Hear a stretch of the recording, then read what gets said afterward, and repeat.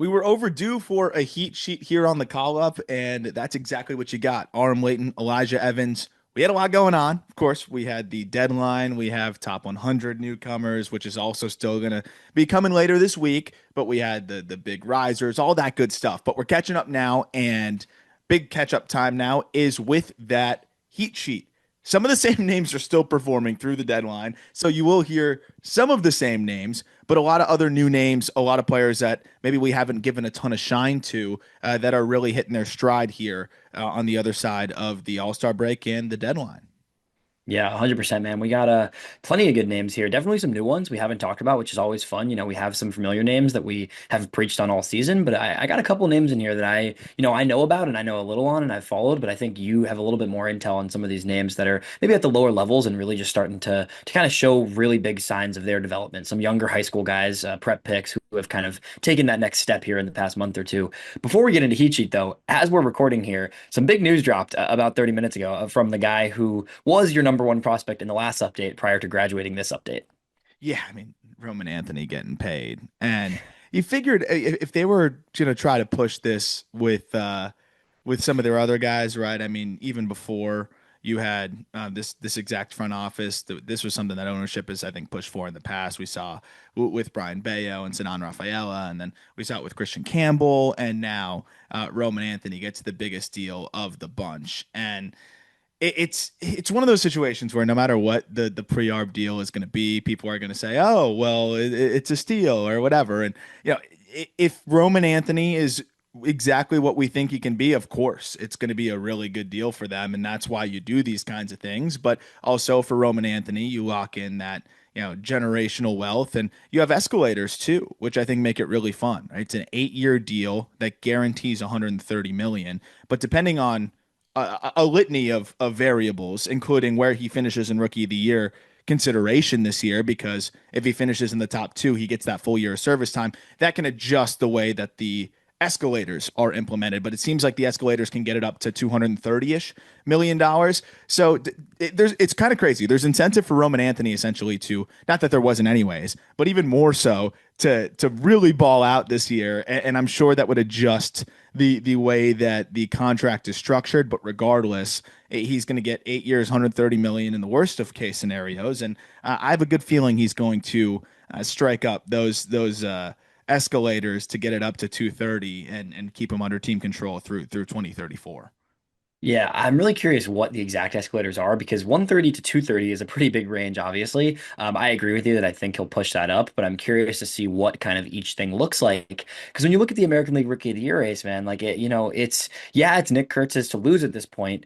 Jacob Wilson goes down though with a little injury. Cam Smith has had definitely a bit of a slump lately. So you look at Anthony and like, is there a pretty clear path to a runner-up finish? And is there a world where he could pass Kurtz? Like, yes, I think it's Kurtz to lose for sure. But if Anthony is getting second in that, I still think that probably is part of the escalator for him getting second in Rookie of the Year this Yeah, season. it's looking very likely he's at least finishing second. So I'm interested to see how that adjusts things, but it would take a year of control away.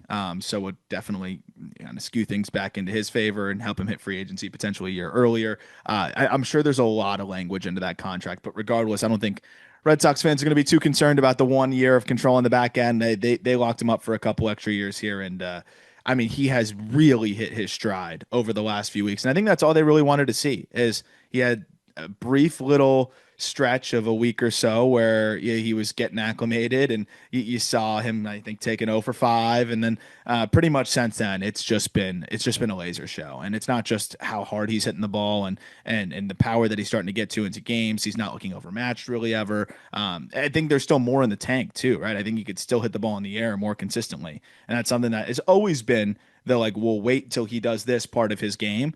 And the fact that he's succeeding at the big league level without elevating at the clip that you'd really expect, I think also points towards, okay, how much more is potentially in the tank here. So the Red Sox lock up their superstar, and I think this one's going to age really well for them. Yeah, it's going to be great. And it kind of leads into our first guy on the heat sheet here because, it is another Red Sox and a guy that we've talked about plenty this season, and that's Jhostynxon, the password Garcia. He is just doing everything he was doing before and even better.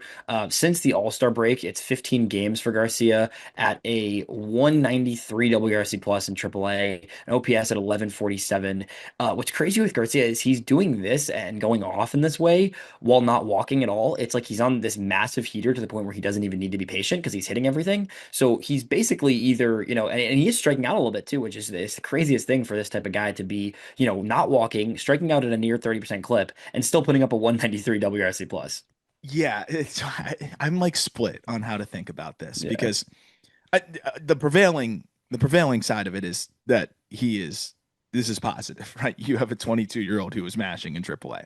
But these were the things that made me a little bit hesitant going into the year in terms of just maybe where I ranked him relative to the industry. It's just like, okay, he's very aggressive. There's going to be some swing and miss at times here. Like, what's it all going to look like?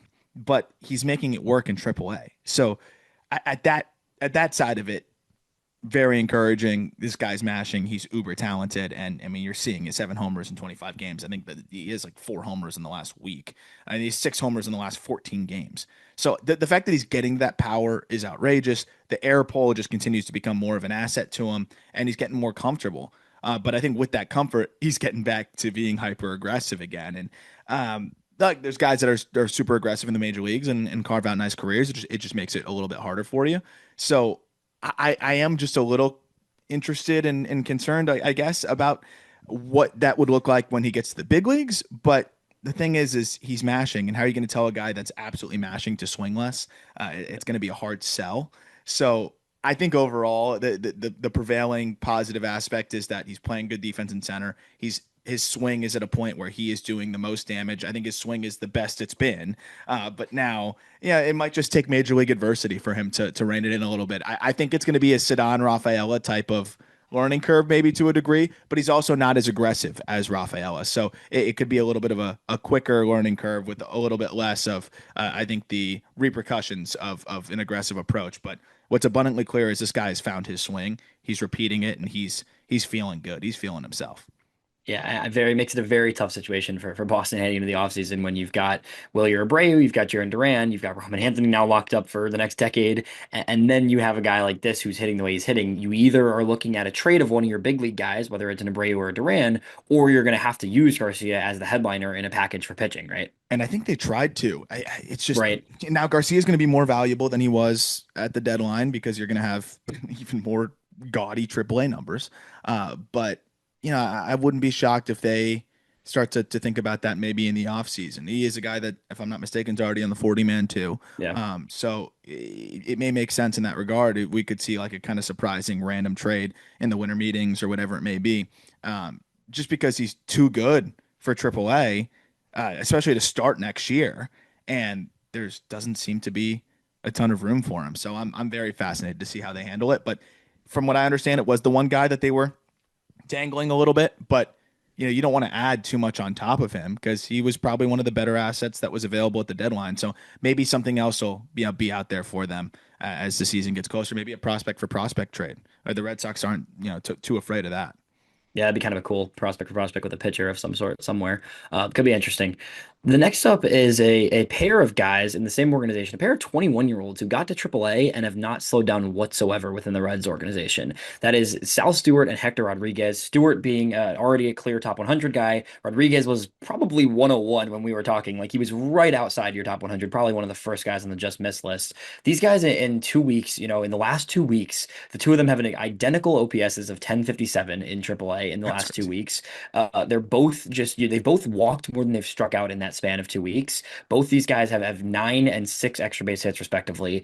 It's just been really good. It's been more of the same that you've seen from these two in just consistent production, and maybe even better since they've been in AAA. And being 21 years old, like you got two guys that the Reds are going to have to fight at bats for next year, with or without some adjusting in the roster because they're young, but they're looking like they're just about ready going into 2026.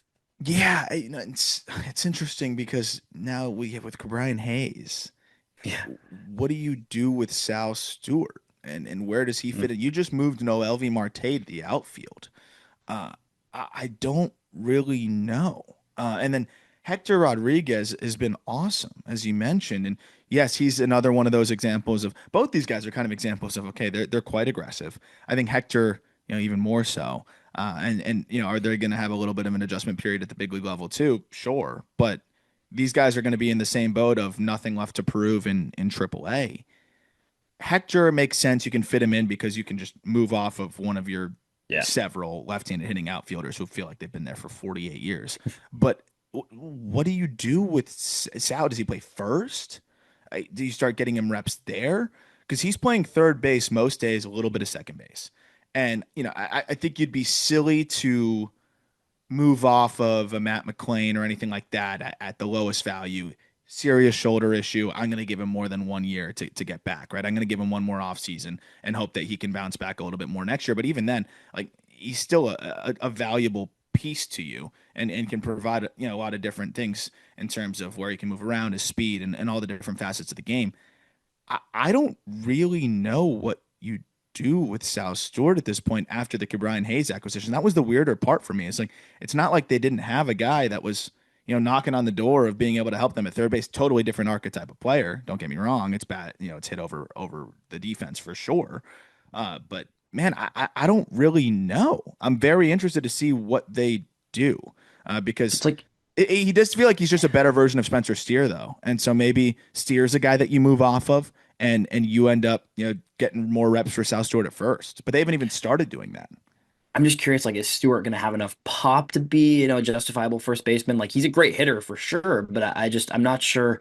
And then again, Steer is not a guy that's Yeah, I was putting gonna up say huge power if numbers either, Steer right? does, So then it's, yeah, and CES has not gone the way they were hoping as well. So it's like you've got all these guys who, yeah, it's going to be interesting to see how you fit Stewart. And I mean, I think you don't want to pencil him into DH either. Like, you can have him DH a couple of days because he is such a pure hitter, but you also don't want to make him your DH going forward for a young team and at 22 years old going into next season, right? So that's a tricky situation there to try and figure out what the Reds look like. Rodriguez is definitely a more clear path there yep. in comparison.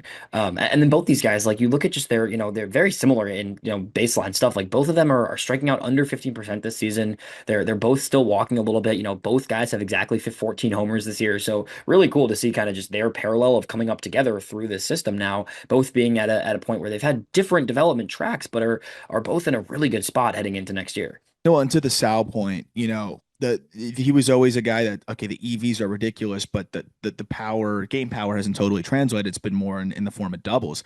11 of those 14 home runs though have come in the last 40 games. So he's found the ability to elevate a little bit more consistently. Now you're seeing him pull the ball in the air a lot more, which he wasn't doing as much either. And then he still got that 52% hard hit rate. You drop that guy in Grand American Ballpark, I think he's going to be one of those players that just dwarfs his minor league slug numbers if he's hitting enough. And I think he's going to hit enough, as you mentioned. The bat to ball is pretty hard to argue. So I think the first base role may end up making the most sense. But yeah, he might be DH in a fair amount too. Yeah. But I think that's I feel a lot more confident about Sal Stewart's bat than Hector Rodriguez, and that's more of a testament to Sal Stewart. Rodriguez, I think, is clearly found something this year and looks like a much better version of himself. And I think he's gonna be that Jesus Sanchez type to me. But he might do that with I think a little bit more bat to ball, and if he does that, then he could be a better player than him. So, but I do see kind of the shades of Jesus Sanchez, which I think Reds fans would take in a corner. I think you're going to get the ups and downs, but you get a guy that hits the living crap out of the ball and is going to run into some home runs that make you really excited. Then also kind of tease you a little bit. But both these guys still just 21 years old too, so a lot of time. Yeah. Plenty of time. There's a lot of good young hitters in that Reds team, and they're in they're probably still not going to be a playoff team this season, but they've made a lot of steps in the right direction this year, Mhm. and will be going into next year.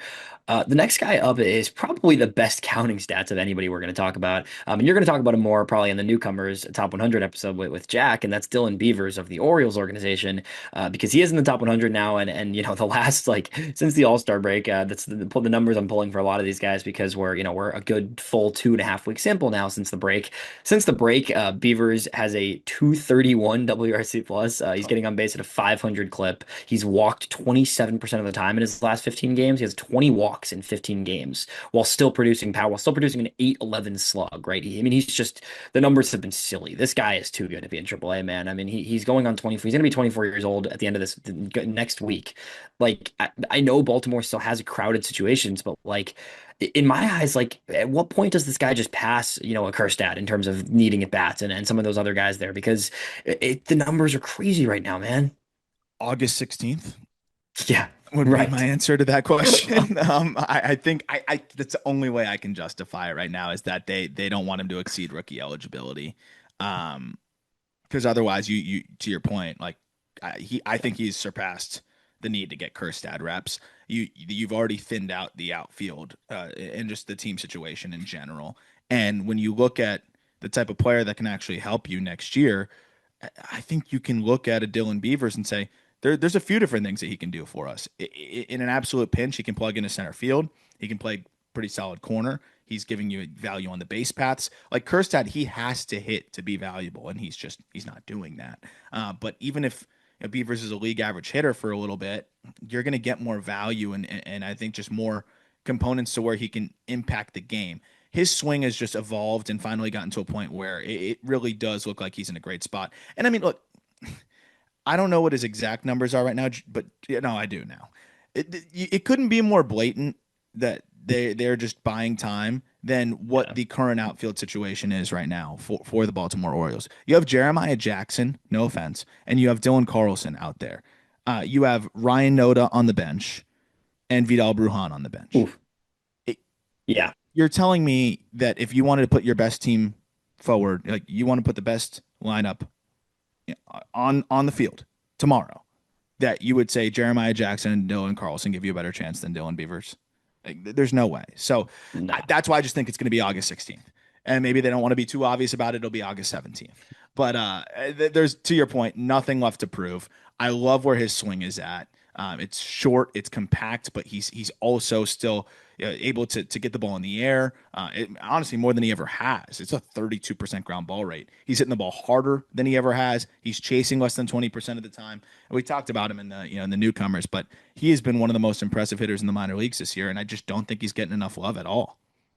Yeah, he deserves to be talked about for sure more, and that's why we keep highlighting him because he keeps being the best hitter in all of AAA baseball the past, month and a half straight at this point.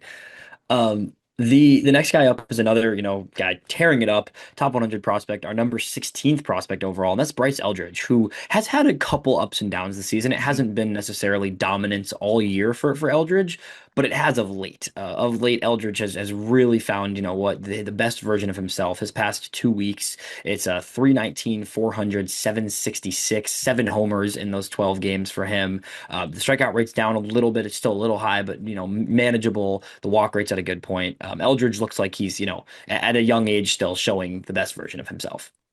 Big reason why I pushed him in the update Yeah. is I couldn't believe, like, I know, obviously, the top end EVs are going to be good, but I couldn't believe how frequently he was hitting the ball hard. Hmm.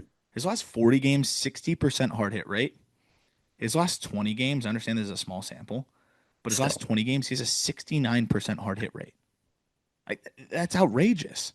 That's 55 batted balls. I can't do the percentage in my head right now, but I'd imagine like that's what, like 30 something of High 30s, pushing high 40. 30, Yeah. almost 40 of his 55 batted balls are 95 plus.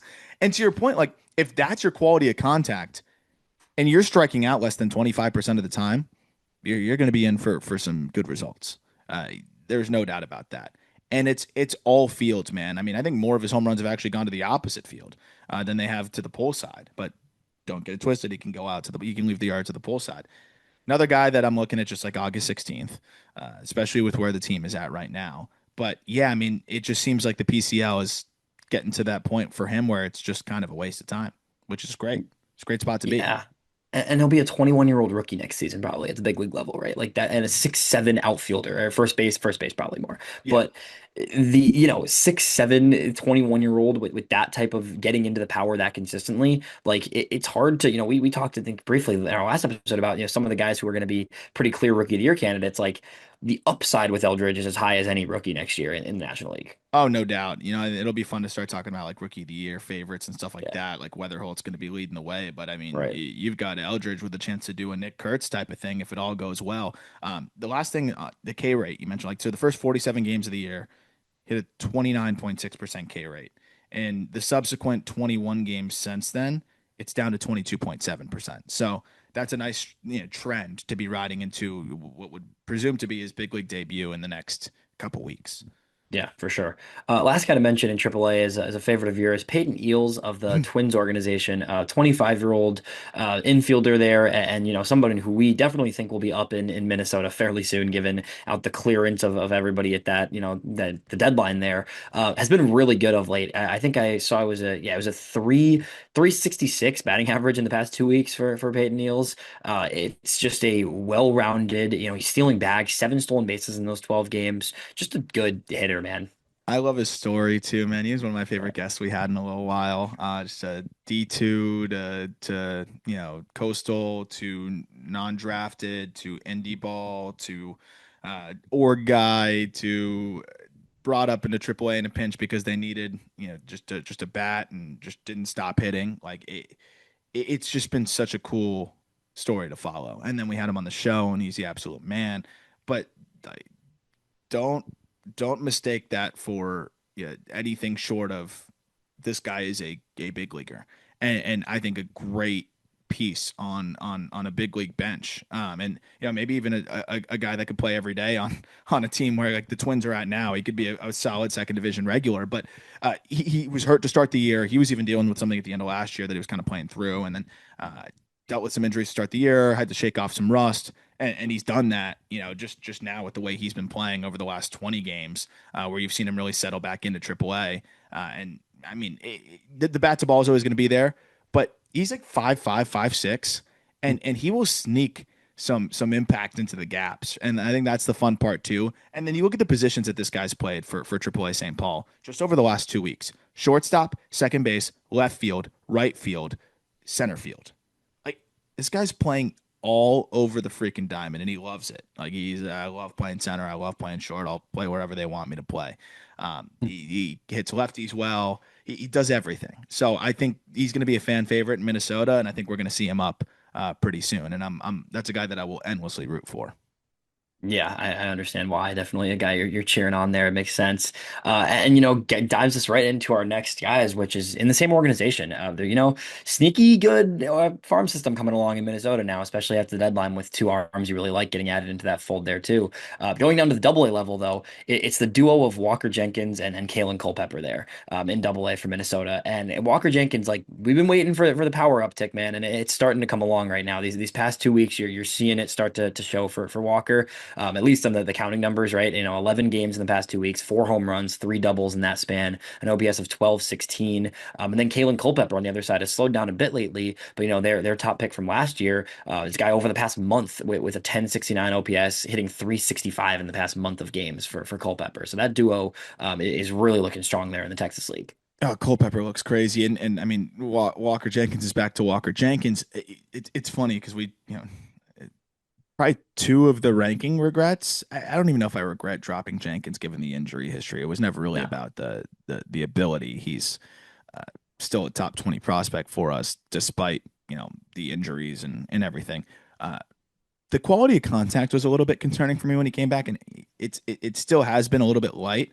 But what's clear is he's just like he's leaving the yard at 102 at 32 degrees, and they're just carrying out. He's backspinning baseball, so he doesn't need to, I guess, necessarily put up major EVs to get in that power. And you know that the hit tool is going to be proficient. Like so, if that's the case, he's still going to be able to hit his 20 home runs potentially, Walker Jenkins, and make that work. So even if the EVs don't fully tick up, but he's been back to that control your ABs, really good feel for the barrel, and hit the ball in the air kind of guy that even if it's fringy EVs, it's still going to play. But you're still hoping that he's going to add more and more the further he gets away from injury there, and he's doing the most important thing, which is hitting the ball. Culpepper, I mean, man, I should have put him in the top 100, and that's He'll be that's one on of the top me. guys in the just missed. But Yeah, yeah. he is, and that's on me. It's just like there's only 100 names, right? But I mean, he's been too good for too long now. The yellow flags to me were very aggressive against secondaries, and I question maybe the ability to recognize spin, and then just the raw power. But you look at the last 40 games, he has a 913 OPS, he's hitting 327. In that span, he has had a high chase against secondaries, but he's striking out 15% of the time. So maybe this is just a guy that, can rein it in with two strikes.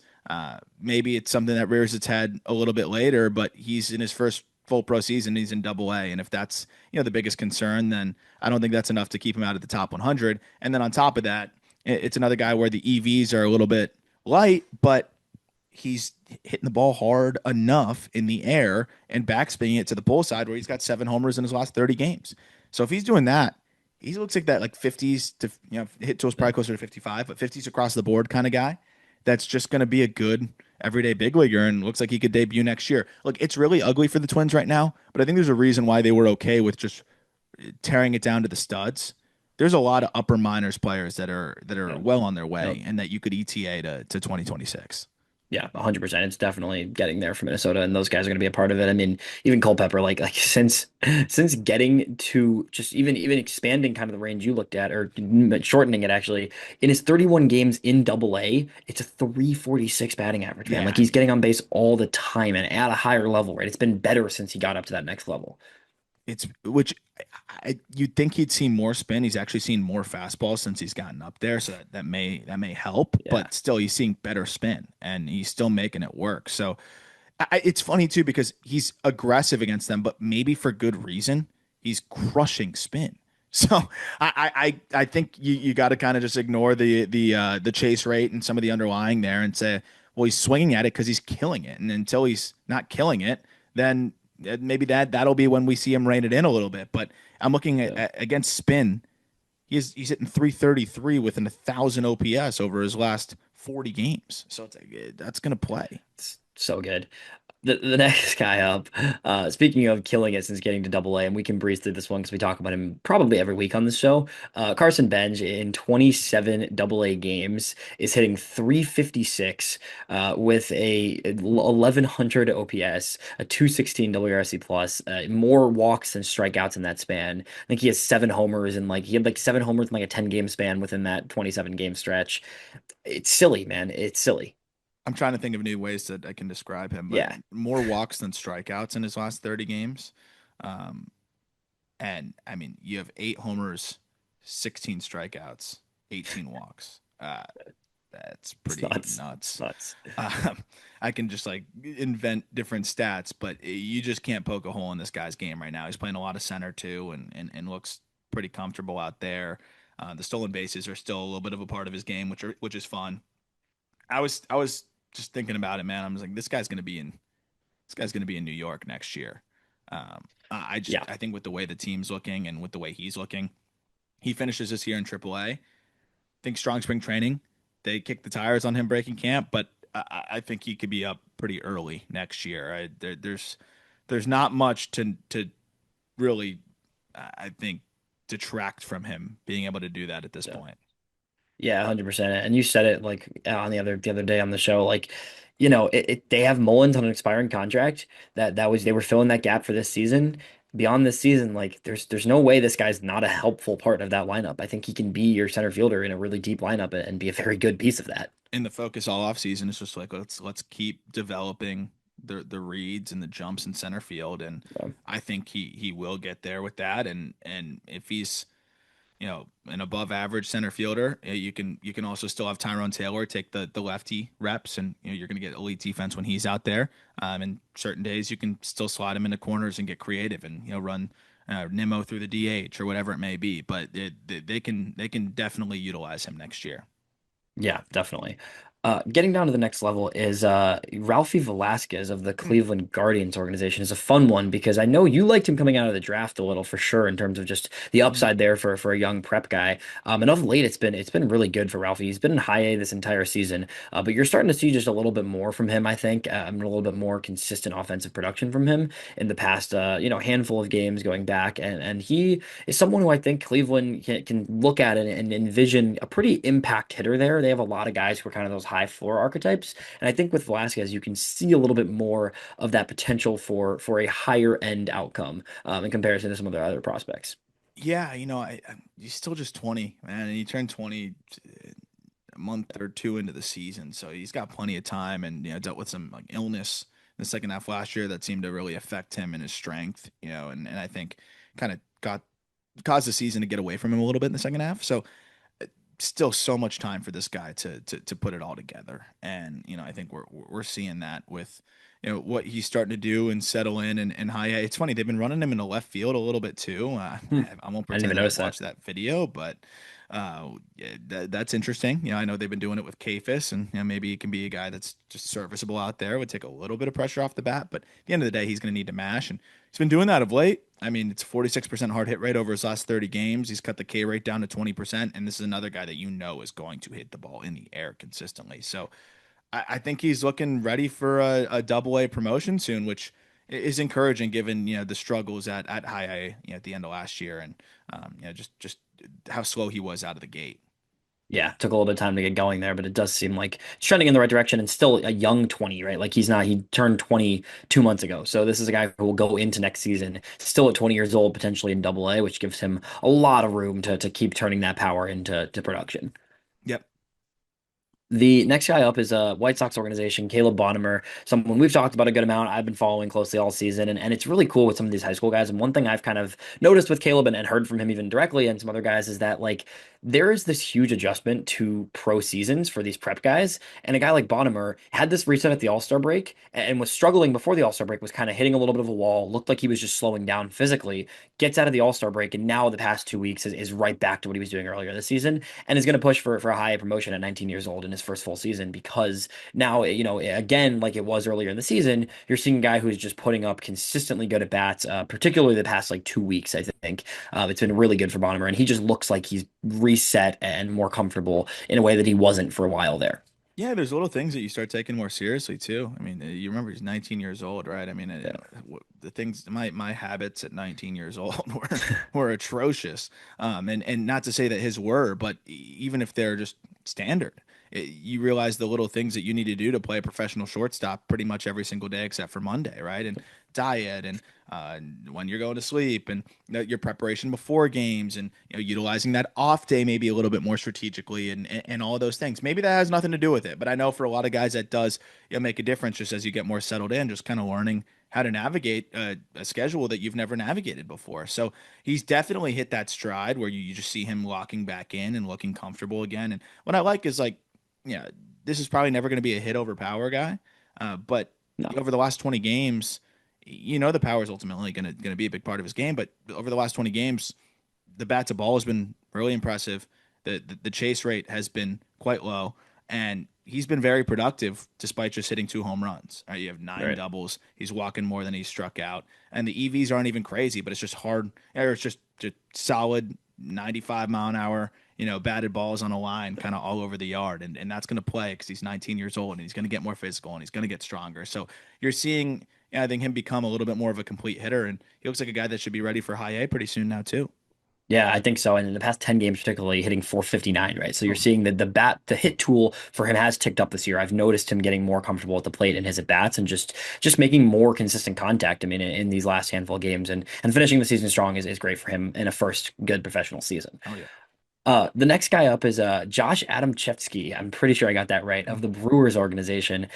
We keep talking about Milwaukee guys that just keep popping up and doing something. This guy was a 15th rounder in 2023. And now in this last stretch, like it's taken him a little bit of time to get going. For a guy who's in single A still in the Carolina League, just turned 20 years old a little while ago. But the past 2 weeks for Adamczewski, it's a 10-15 OPS. He's walking a lot. He just looks like he's kind of finding his groove in his second full professional season here. Yeah, and the Brewers love this guy. I know they love him, and he was off to a great start.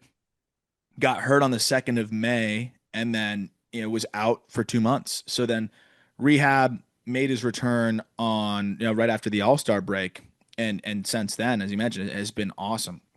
This guy is one of the kind of forgotten players in the Right. system because of how loaded it is, right? We just saw Luis Pena get called up to high A and he homered. Jesus Made right there behind him, or with him, I should say.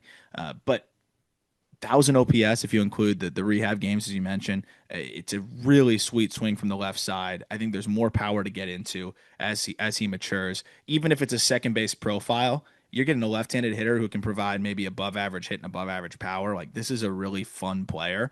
That again, I know the Brewers are really high on his ability to hit and how much more could be in the tank there. So it's nice to see him healthy. And I think the way he sprints to the finish line potentially this year, this could be a guy that's a top 100 prospect. Wow, I mean, another one rack it up on the Brewers top 100 prospects list. We can make our own list of just Brewers top prospects that are, Yep. you could justify 10 guys in that org right now being borderline top Easy. 100. It's pretty insane. Easy. Speaking of a guy who you were really high on out of the draft and had dealt with some injuries coming out of the draft, Walker Martin of the Giants Yeah. organization has definitely taken his time getting settled back in. Was dealing with just I forget what it was. It was a variety of injuries last year that just kind of slowed his kind of Mhm. progress down, and didn't let him get to to show kind of what he is as a player. And even this year out of the gate, a little bit slow. But since the start of July for Walker Martin.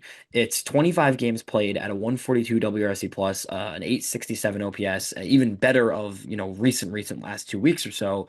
He looks like he's just finally healthy, which is Yeah. great to see because the talent has been there for a guy who was a second round pick 2 years ago. Yeah. Well, I'm starting to wonder, like, how much was it residual injury issues? Because Yeah. he swung and missed a good bit out of the gate, and then you know Colorado kid didn't play some of the top notch competition, and I think people quickly were like, oh, all this excitement turned to skepticism really fast, and maybe that was a little bit of an overcorrection. He was older for the class, so that does kind of add some weight to your shoes there, but. I do think that this is still a very talented bat, and I understand that it's still low A. I think moving him to third base helped instead of shortstop. But you look at the last 40 games, even. I mean, he's not striking out as much. I mean, this is a guy that was striking out like 30% of the time at the complex. 23% strikeout rate, 16% walk rate. I think he's going to be that three true outcome hitter. That's fine when you got a 50% hard hit rate and an EV90 of 107. And you go more recently, you're starting to see those exit velocities really get up there. Like he's Nice. starting to flash up to the 111s, 112s.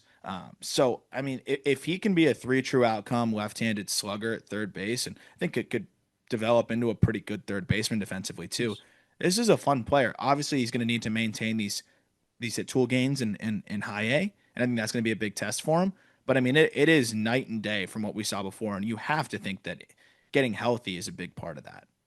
Yeah, it's got to be. I mean, do you think are you penciling him at third compared to some shortstop? Because he still played half this season, sort of. I am penciling him in at third. Yeah, I think which is that fine for that profile for sure. I think so. Yeah, and it's just let's focus on mashing.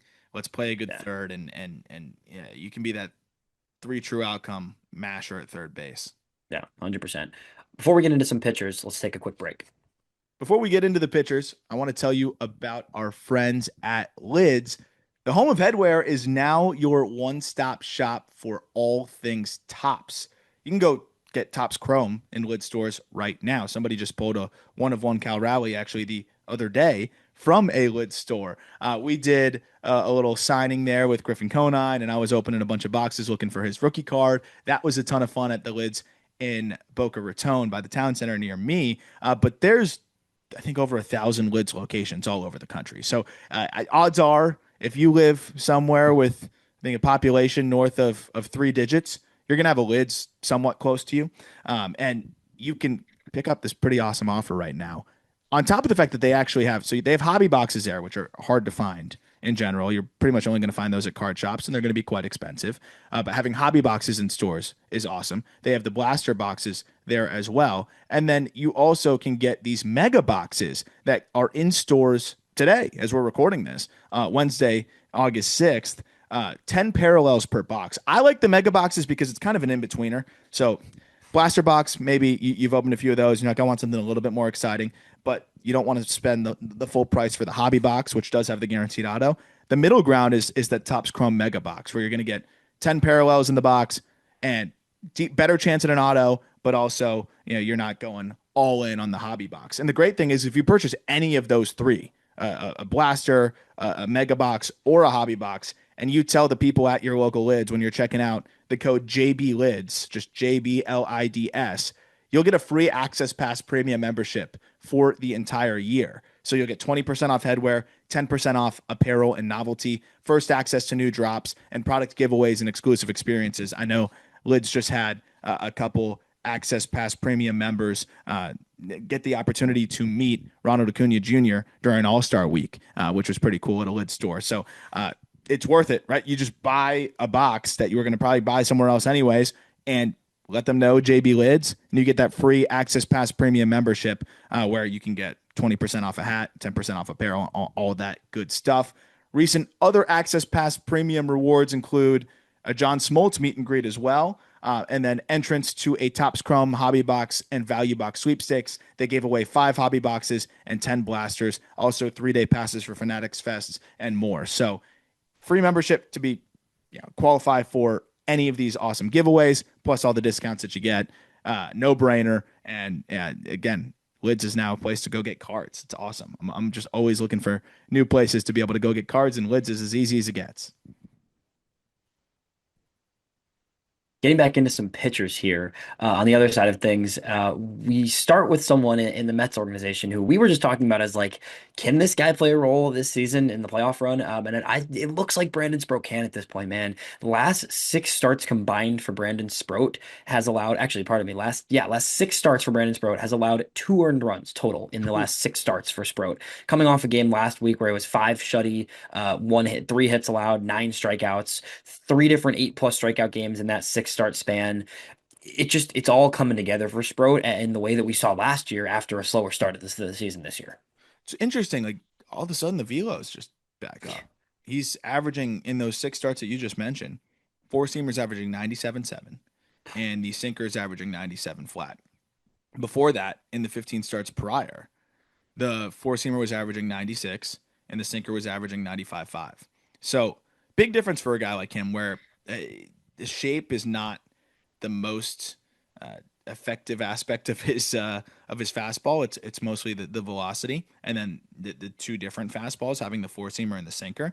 But when you got to respect the velo a little bit more, I think the 2 different shapes also become a little bit more of a factor. The other thing that I'm noticing is like he's just got that confidence back with the assortment of secondaries again too. Where I mean that changeup is ridiculous. It's the closest thing to the Skeen Splinker and that I think we have in the minor leagues, and it's back to being that 70 grade pitch I thought it could be. But early in the year, it was kind of an afterthought. He was landing it for a strike only like 50% of the time, and opponents were hitting over 300 against it. So whatever he found over the last 6 starts, where it's back to a dominant pitch, he's throwing it 21% of the time now again, and it's getting ridiculous in zone whiff and chase rates. He looks like, just put simply, he's back to the Sproat from last year. And I don't know what happened along the way, but whatever it is, he got back to being that guy that he was, which was one of the most, electrifying pitchers in minor league baseball last year.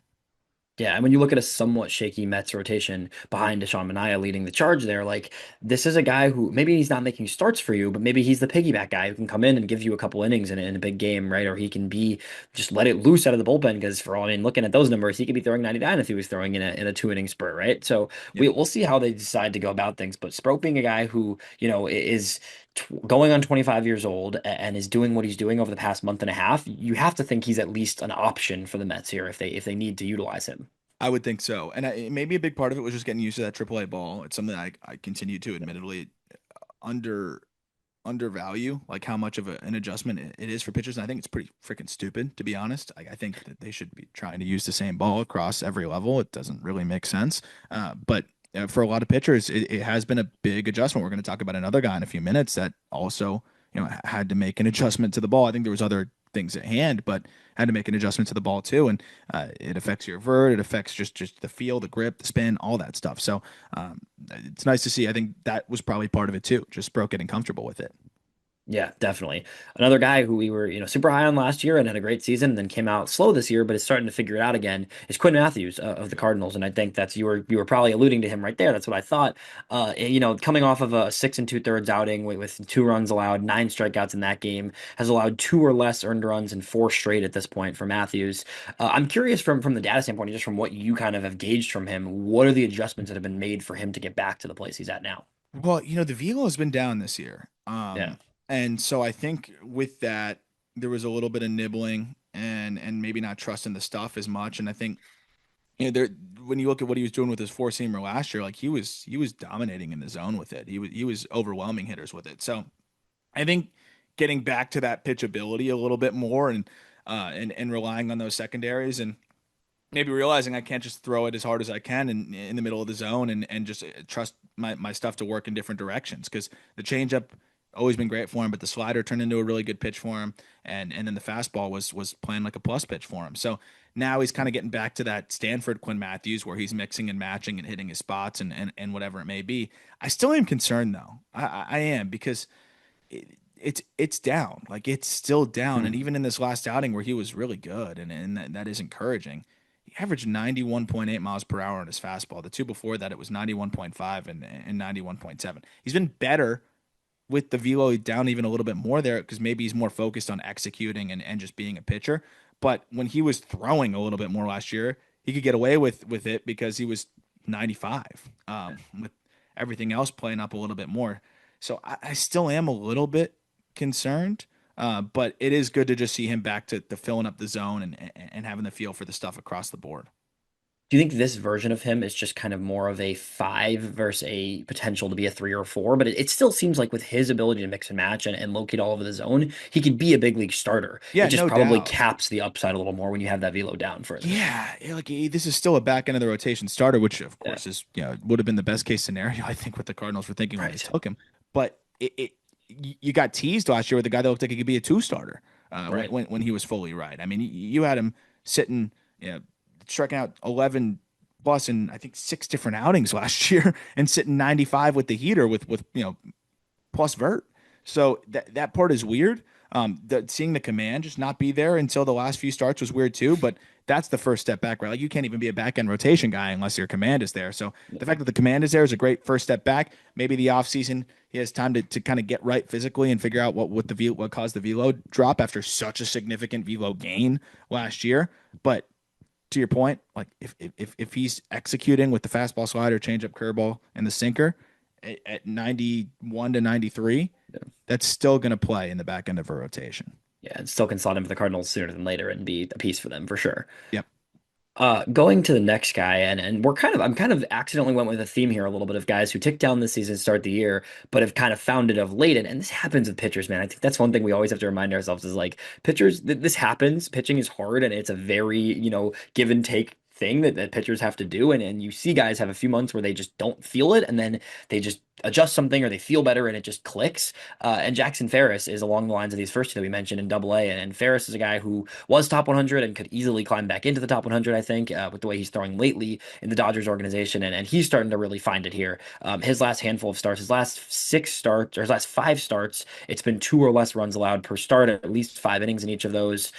He's coming off of a game with, 5 innings of seven strikeout ball, 7 innings last week or 2 weeks ago of seven strikeout, no run ball, 6 innings of one run ball. Like it's just a bunch of quality starts for Ferris. Even before that, his last real rough game was in June. Since then, it's 9 games or it's eight or nine starts then of two or less runs, three or less runs in every start since then. So it has been a lot better for Ferris. No doubt, and I think it's just execution for him, right? Because he is very fastball heavy, and it's very fastball slider heavy. So you got to hit your spots a little bit more, and you got to work ahead. And I think that was something that he wasn't doing as good of a job of.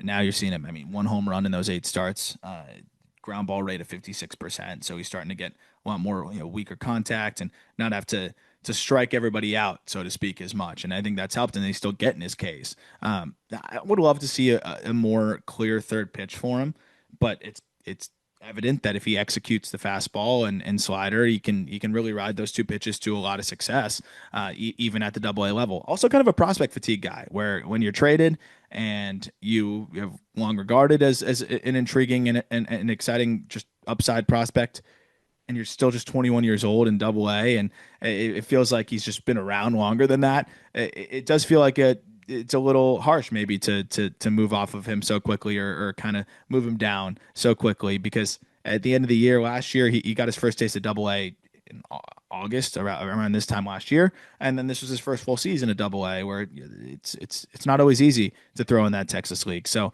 he's starting to really settle in here. I still want to see a little bit more of a complete arsenal, but I mean, it's clear that he's getting better with executing and trusting that heater. And still really young at that level too, so plenty of time for him to kind of continue to trend the right direction. Next guy up is someone who I really liked out of the draft because he was super young. He just turned 20 and he was drafted in the second round a few years ago. Washington Nationals organization, Alex Clemmey.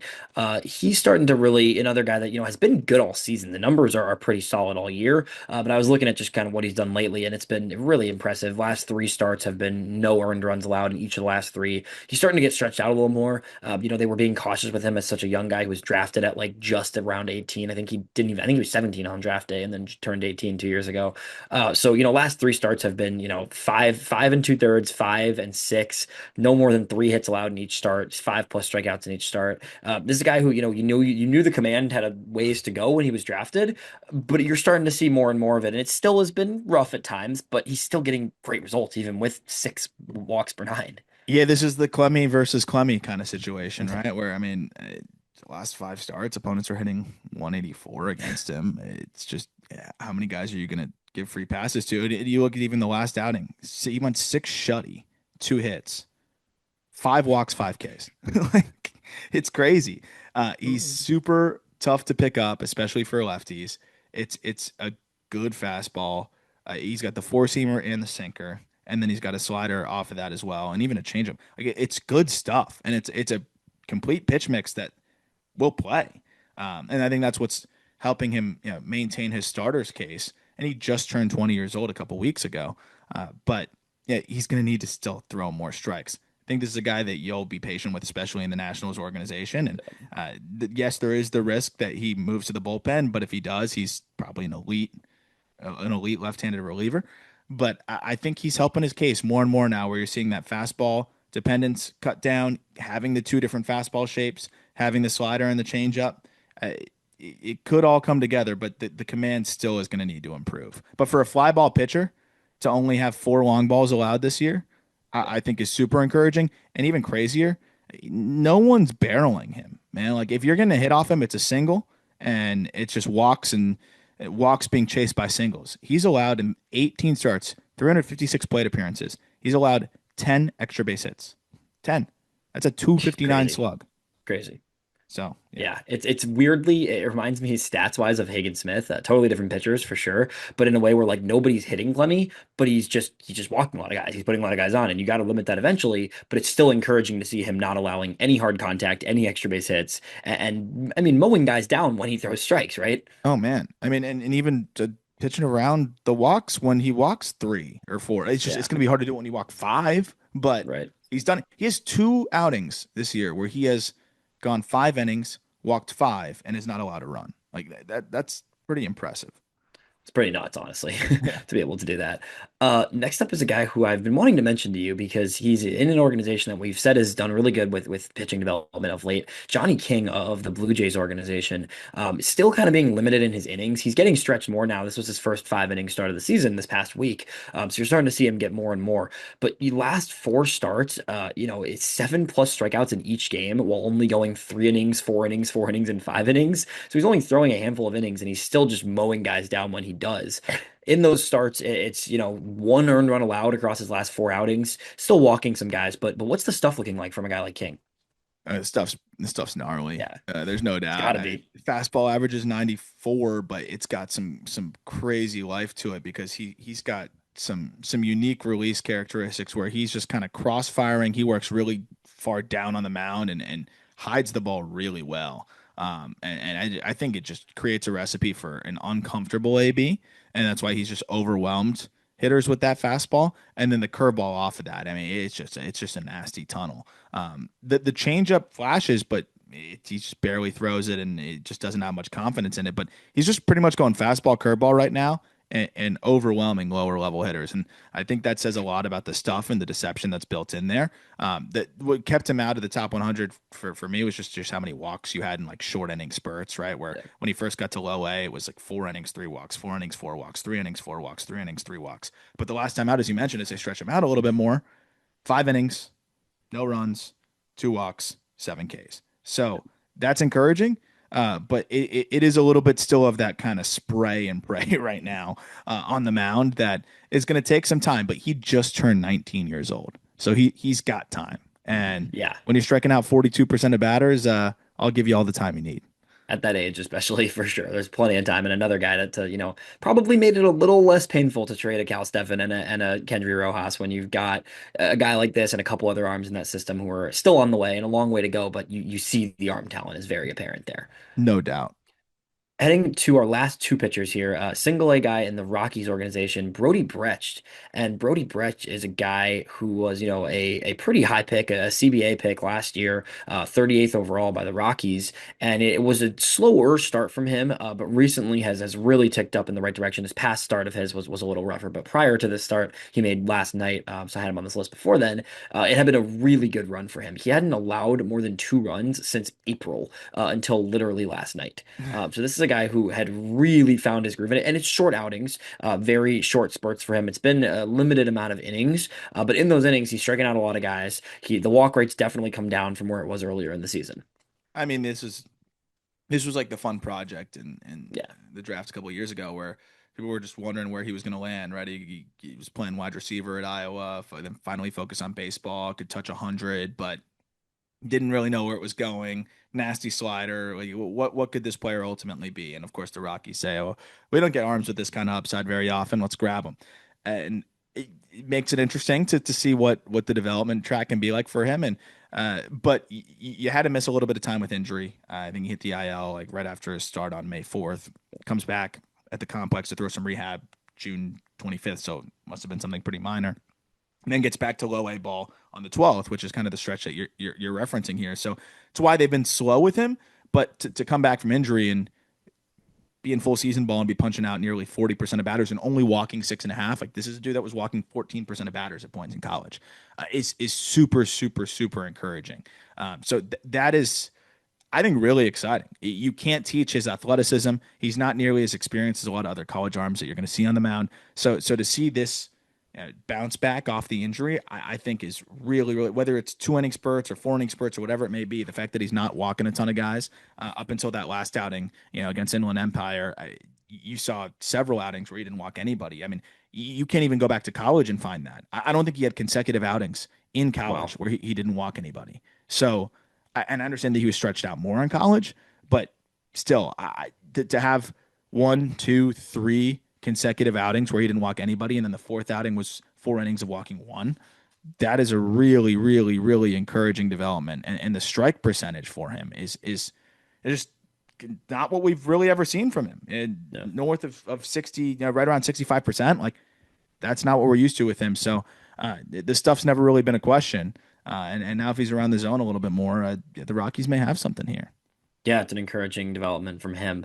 The last guy I want to finish on is someone who I don't know, and maybe you have better gauge in this.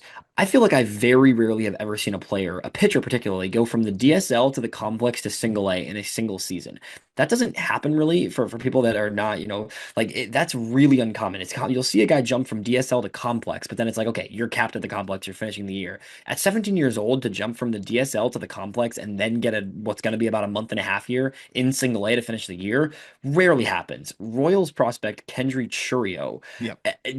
That doesn't happen, first of all. Second of all, with that profile, in 30 some innings, do you know how many walks Kendry Chourio has all season between the DSL, the complex, and now single A in one game? I mean, to be a guy that they're moving like that, how many innings? 32 and 2/3. I'm gonna say four. One. Well, yeah. One walk for Kendry Chourio in his minor league career up to this point. Whew. Yeah, that it is pretty unprecedented. He's Yeah. 17. They clearly love what he's got going on. And just looking at it now, I mean, it's a fastball that's averaging 95 miles per hour, but he has a 77% strike rate on that fastball. So yeah, if you got a guy throwing 96 on average and he's filling up the zone with it at a 77% clip, it's quite literally a waste of his time to be throwing in the DSL. He could flip the glove up and strike everybody out with the way he'd be able to locate that and then just mix in a curveball here and there, which by the way, he's landing for a strike 62% of the time. It made sense. But I did not expect him to then just make three starts at the complex, as you mentioned, and then just straight to low A. But the three starts at the complex were so good that maybe even that was a waste of bullets too. You strike out 17, you walk nobody. Okay, well, maybe we should get this guy up to low A, where in that first start it's 4 innings, a 1-run ball, 4 Ks, and walked nobody again. So this is a really special teenage arm, and we'll see what he progresses into. There's a lot more that needs to happen, but when you have a seven, I don't care where you're pitching. When you're 17 years old and you have a 7 start stretch of, by the way, one is in another country, then the other is the complex, and the other is in low A in another state, and you have struck out 41 against 0 walks, you've got It's something nuts. special going for you. So the changeup's going to need to come along, but it already flashes like a decent third pitch, and then he's confident enough to mix it in about almost 20% of the time. The curveball looks good, and the fastball looks great. So, I mean, this is a guy that'll probably be on top 100 list soon. I just don't see how he couldn't be, Hard. even though I like to stray away from teenage arms. A few more low A starts like this. I mean, how don't you start to look at him Yeah. as a very special teenage talent here? Yeah, the second I saw that walk rate and going from DSL to A ball in the same year, I was like, okay, we got to talk about this guy because that's just not something that happens, and especially with that type of command for Especially his pitchers, age. man. Like Yeah, you're not moving guys like that. You'll take your sweet time. So yeah, they know they've got something here. it's fun. It's a fun guy to look at for sure. That's what we got for the heat sheet. That was some good names for sure. That was fun. Yes, a lot of new ones too, which made it fun. Yeah, And we'll keep doing this as the season keeps progressing. I think we're going to see a lot of promotion soon. And then our first draft heat sheet shouldn't be too far away, right? With the 2025 class, because most of these guys just got assigned, and a lot of them are going to start at the complex, low A, whatever. But it'll be fun to check in on those guys that just got drafted, how they're doing. Obviously, it's going to be more hitter driven because pitchers are generally going to, especially college guys, going to be kind of be shut down, or just throw very gently at the end of this year here. But very excited about that. I'm going to try to do some low A, just in person looks, live looks, as you get these guys in town by me in South Florida. So I'm looking forward to that. But yeah, we could probably be a week or two away from a 2025 draft heat sheet, hopefully. yeah, for sure, man. It's gonna be good to check out. Yeah, And then newcomers on the top 100, which will be very 2025 draft heavy as well. That'll be later this week. And then some fun interviews on the Just Baseball show. Reminder, join the Discord. Would love to have you in there. We're talking prospects in there all the time. I was just breaking down some data on Michael Arroyo for people in there. They were loving that. And then we have a fun Marlins outing coming up, which the link to that's in the episode description. August 23rd, we are doing Just Baseball Day at Marlins Park, or Lone Depot, I should say, Lone Depot Park. But very excited about that. If you buy a ticket to the game, you get a free hat, potential to get BP passes, all these other fun giveaways, and we're just going to hang out and watch the Marlins play the Blue Jays. So if you're down in South Florida, we'd love to have you out there. We have a lot of fun things up our sleeves for that as well. As always, thank you for listening. Look forward to talking prospects with you on Friday.